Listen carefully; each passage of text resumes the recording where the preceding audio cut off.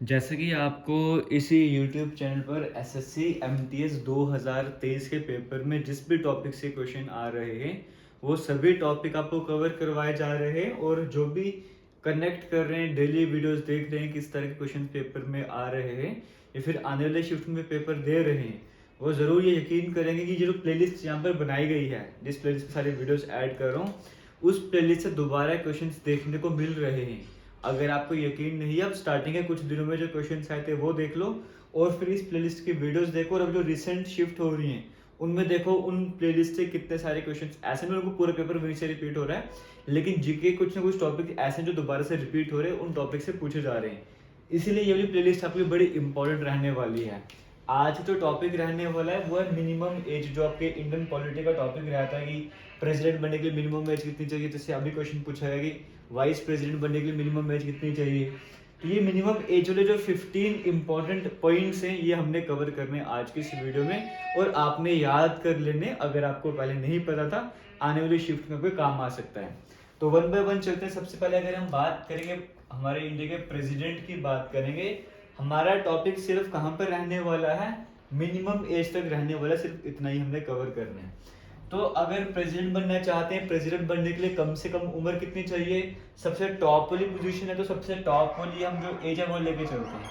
अगर आपको प्रेसिडेंट बनना है तो कम से कम 35 ईयर्स तक की एज होनी चाहिए।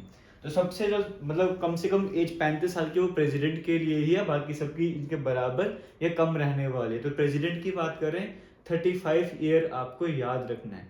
ये कंसेप्ट क्लियर हो गया, आगे चलते हैं और कवर कर लेते हैं। वाइस प्रेसिडेंट की बात करेंगे। अभी आपको कहा कि प्रेसिडेंट की अगर 35 ईयर है तो वाइस प्रेसिडेंट की भी 35 ईयर होगी, क्योंकि प्रेसिडेंट नाम तो यहाँ पर भी आ रहा है, चाहे पीछे वाइस लगा दिया लेकिन प्रेसिडेंट यहाँ पर भी है। तो इस तरीके से आप याद कर सकते हो वाइस प्रेसिडेंट के लिए भी मिनिमम एज कितनी चाहिए, 35 ईयर्स चाहिए। अब प्रेसिडेंट वाइस प्रेसिडेंट की पोजीशन खत्म होगी, एक तरह का कोटा अलग हो गया। अब प्राइम मिनिस्टर वाली पोजीशन पर आ जाते हैं, तो यहाँ पर एज भी कम कर लेंगे। प्राइम मिनिस्टर अगर बनना है तो कम से कम एज कितनी होनी चाहिए, 25 साल की, 25 ईयर्स की मिनिमम एज होनी चाहिए अगर आप प्राइम मिनिस्टर बनना चाहते हो। हालांकि अगर लोकसभा के मेंबर 25, राज्यसभा के उस पर भी डिपेंड करता है, लेकिन मिनिमम अगर एज का क्वेश्चन आपके एग्जाम में आता है, आपने 25 ईयर्स को यहाँ पर टिक कर देना है। ये कंसेप्ट भी आपको क्लियर हो गया। अब आगे चलते हैं। लोकसभा का मेंबर बनना है तो यहाँ पर भी 25 साल की उम्र चाहिए। आप जनरली देखोगे लोकसभा के लीडर हमारे प्राइम मिनिस्टर ही हो जाएंगे इस तरीके से, है ना। तो आप बोलोगे कि 25 साल अगर प्राइम मिनिस्टर की एज है तो लोकसभा का अगर मेंबर बनना है, एक एमपी की अगर हम बात करते हैं, अगर आपके एग्जाम में क्वेश्चन आता है कि एमपी बनने के लिए कम से कम एज कितनी चाहिए, एमपी मेंबर ऑफ पार्लियामेंट, तो वहां पे आप ये नहीं बोल सकते कि 25 या 30 चाहिए, क्योंकि एमपी का मतलब, मेंबर ऑफ पार्लियामेंट का मतलब क्या है, वो पार्लियामेंट का मेंबर है। वो लोकसभा के मेंबर हैं तब भी हम उन्हें एमपी बोलेंगे, राज्यसभा के मेंबर हैं तब भी हम उन्हें एमपी बोलेंगे। तो लोकसभा में मिनिमम एज अलग चाहिए, राज्यसभा की बात करेंगे यहाँ पे कम से कम एज 30 ईयर्स की चाहिए, है ना। तो अब आप मुझे खुद ही बताओ, यहाँ के जो मेंबर हैं वो भी एमपी बोलेंगे, यहाँ के मेंबर को भी एमपी बोलेंगे। अब आप एक एज तो बता ही नहीं सकते, अगर किसी ऑप्शन 25 या 30 है तो आप उसको टिक कर लोगे ना, ऐसे आपको ध्यान देना पड़ेगा। तो हालांकि लोकसभा का मेंबर बनना है 25 साल, राज्यसभा का मेंबर बनना है तो 30 साल की एज कम से कम यहाँ पर चाहिए, मिनिमम एज मैं आपको बता रहा हूँ। लोकसभा का स्पीकर बनना अगर, तो अगर लोकसभा का मेंबर बन रहे हो 25 साल, लोकसभा का अगर स्पीकर बनना है तो भी 25 ईयर्स की एज लिमिट आपको कम से कम होनी चाहिए। आगे चलते हैं। राज्यसभा का चेयरमैन बनना है। अब देखिए राज्यसभा के चेयरमैन कौन होते हैं, जो हमारी कंट्री के वाइस प्रेसिडेंट होंगे वही राज्यसभा के चेयरमैन भी रहते हैं। तो अब आप मुझे कमेंट सेक्शन में बता दो कि राज्यसभा के जो चेयरमैन होंगे, अगर राज्यसभा का चेयर बनना है तो मिनिमम एज कितनी चाहिए। क्लियर हो गया। अब आगे चलते हैं, बाकी और कवर कर लेते हैं। उससे पहले बताना चाहूंगा, वीडियोस अगर सही लग रही है वीडियोस को शेयर करते जाओ।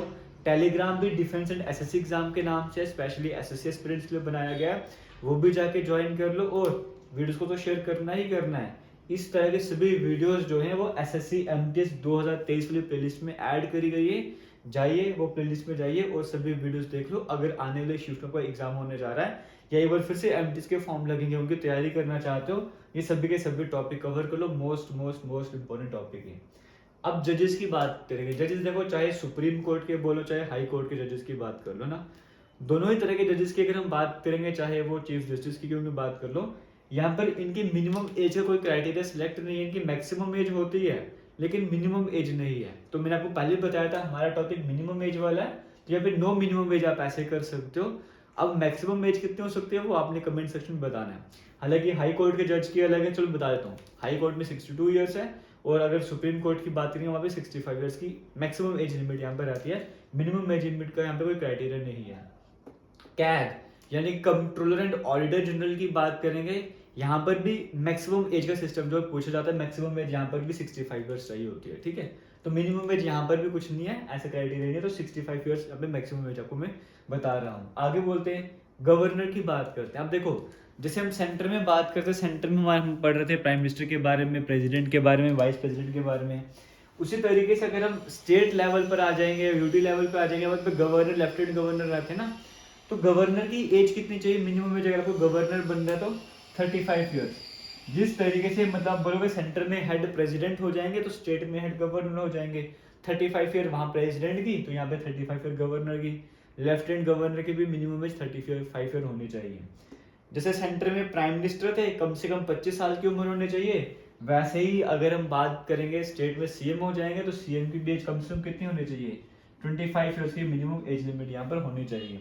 जैसे यहाँ पे था ना लोकसभा राज्यसभा, वैसे ही अपना जो स्टेट में भी होते लेजिस्लेटिव असेंबली, लेजिस्लेटिव काउंसिल वगैरह, तो लेजिस्लेटिव असेंबली वर्क करेगी लोकसभा की तरह, काउंसिल वर्क करेगी राज्यसभा की तरह, तो सेम क्राइटेरिया वहाँ पे भी रहते हैं।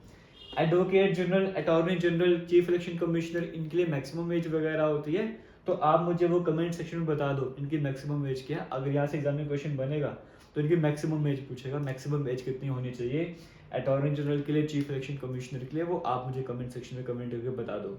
एक हिंट मैं देता हूँ, इनमें से कुछ ऐसे हैं जिनकी 62 ईयर होती है, हालांकि डिटेल में आप मुझे कमेंट सेक्शन में बता दो। और लास्ट में मेंबर ऑफ पंचायत, क्योंकि एक एग्जाम में क्वेश्चन पूछा गया है, तो पंचायत के मेंबर्स के बारे में पूछा गया। कोई भी ऐसा इंसान 21 साल की एज अटेंड कर लेता है, जैसे वोटिंग का 18 साल है, 21 ईयर की अगर आप एज अटेंड करो तो पंचायत के मेंबर बन सकते हो ना। पंचायत के मेंबर बनने के लिए 21 ईयर की एज आपको चाहिए कम से कम। तो ये जो पूरा टॉपिक था ये हमने कवर कर लिया शॉर्ट में। किसी भी तरीके का डाउट होगा आप कमेंट सेक्शन में कमेंट करके पूछ सकते हो।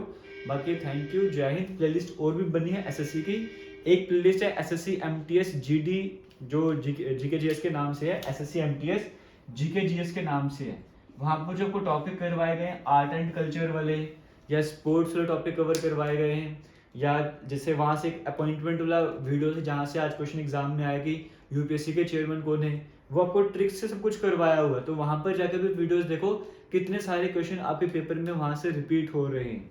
तो दो प्लेलिस्ट आपके लिए बड़ी इंपॉर्टेंट है, एक एसएससी एमटीएस 2023 में जो पेपर वाली प्लेलिस्ट है जैसे एग्जाम में क्वेश्चन आ रहे हैं, और एसएससी एमटीएस जीके जीएस वाली प्लेलिस्ट है। ये दोनों प्लेलिस्ट आपके लिए मोस्ट इंपॉर्टेंट रहने वाले हैं। जाइए और वीडियोस देखना स्टार्ट कीजिए। तो फिलहाल करेंगे वीडियो को end bye bye, take care, thank you, जय हिंद।